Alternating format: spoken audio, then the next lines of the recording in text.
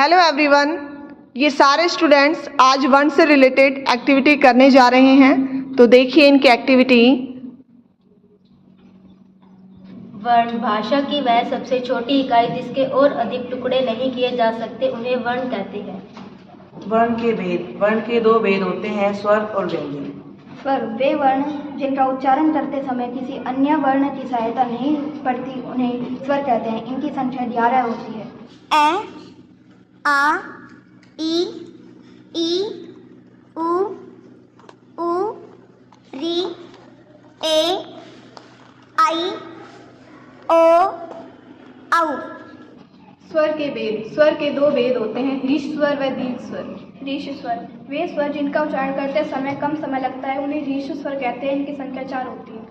ए, ई, उ, री। दीर्घ स्वर वे स्वर जिनका उच्चारण करते समय ह्रस्व स्वर से दुगना समय लगता है, उन्हें दीर्घ स्वर कहते हैं। इनकी संख्या 7 होती है। आ, ई, उ, ए, आई, ओ, औ। व्यंजन जिन वर्णों का उच्चारण करते समय स्वरों की सहायता लेनी पड़ती है, उन्हें व्यंजन कहते हैं। व्यंजन के भेद। व्यंजन के 3 भेद होते हैं, स्पर्श व्यंजन, अंतस्थ व्यंजन, ऊष्म व्यंजन। स्पर्श व्यंजन जिन वर्णों का उच्चारण करते समय जीभ मुंह के किसी न किसी भाग को स्पर्श करती है, उन्हें स्पर्श व्यंजन कहते हैं। इनकी संख्या 25 होती है। क, ख, ग, घ, न, च, छ, ज, न, त, थ, द, ध, न, ट। जिनका उच्चारण करते समय वायु मुख के किसी न किसी भाग को स्पर्श करती है, उन्हें अंतस्थ कहते हैं। इसकी संख्या 4 होती है। र, ल, है। ऊष्म व्यंजन वे वर्ण जिनका उच्चारण करते समय वायु तीव्र गति से ऊष्म होकर मुख से बाहर निकलती है, उन्हें ऊष्म व्यंजन कहते हैं। इनकी संख्या 4 होती है। श, श, श है।